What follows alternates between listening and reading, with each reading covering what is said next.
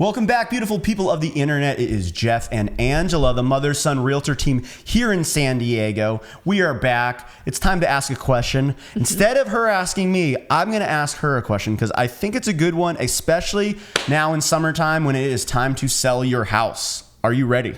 I am ready. Let's do it. All right. Well, you asked me before about buyers. So I'm going to switch it up a little bit and focus on sellers who are just as important. Gotcha. When we are going to list a home, how do you go about getting the fair market value of that home? When you're pricing that home and talking to the sellers, obviously, because everyone thinks their home is worth X amount of dollars, which sometimes is true, sometimes it's not, which is okay. Right. But how do you get your pricing? Because there's so many factors that people don't know about. Oh, that's a great question. Luckily, we do have a lot of tools in our toolbox being realtors, so that's great. When it comes to actually coming up with the fair market value, there are things the seller can control, and there's things they can't. So probably one of the most important factors would be the location of the home. It's still, you've heard for years, real estate is location, location, location. That's still true. As far as school district, what school districts it's in regards to factors that sellers can control, which are equally as important, would be curb appeal. So when buyers actually go into somebody's home, I personally think they decide within the first 15 seconds whether or not they could possibly buy that house and live there.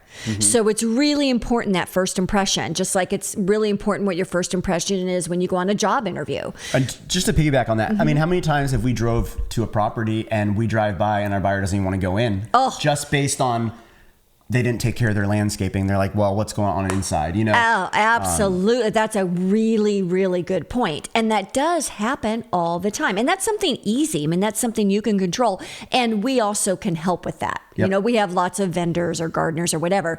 Same thing goes for inside the home. So quite often a staged home is going to sell for more than a home that's not staged. Staged meaning that the home looks almost like a model inside. So sometimes, we need to actually hire someone to do that, or sometimes we don't. And it's just a matter of a seller, cleaning up the home, putting away clutter, all of that. And then in regards to the tools of, pulling actually homes that are comparables of homes that recently sold, we have tools, which you might want to talk more about that. Yeah. So basically what happens is once we say, hey, I want to sell my house, or the person says, I want to sell my house, then what we do is we look for usually around 8 to 15 homes in the last 6 months to 12 months in that area that are in a similar age range, meaning they were built at a similar time. You don't want to, if you have a home that's built in 1973, you don't want to pull a comp from a home that was built in 2021. Right. It's just not going to equate. So you got to factor in everything Angela said, and then also bring in these comparables to start getting your right price for that home. Sometimes in a neighborhood that doesn't have a lot of turnover, there is no comparables. So you really want to have a knowledgeable realtor that can price your home and get you the best money that they can without having those. Because sometimes it's just, a great neighborhood that no one ever sells or no one ever moves. So you have to figure out that price based on all the factors Ann said, our knowledge of San Diego. Right. And get them top dollar for their home, but also price it so that you get activity and offers and people at your open houses. I think you said something really important too. When you said you don't want to go just by those comps that you're pulling, because you're right. There could be a house, let's say, that sold for $500,000 more than any other home in the neighborhood. But what you don't know is they put in $1 million worth of upgrades, something or it could go the reverse, where a house sold for $100,000 less than what the house really typically would sell for. And that's because it really was a fixer upper. So that's what you're talking about when you talk about And I would say the knowledge. comparables, a lot of people lean on those a little too heavily. Yeah. In the sense of it's not a perfect science at all. You got to know exactly the market that day, because the comparables the market shifts day to day too.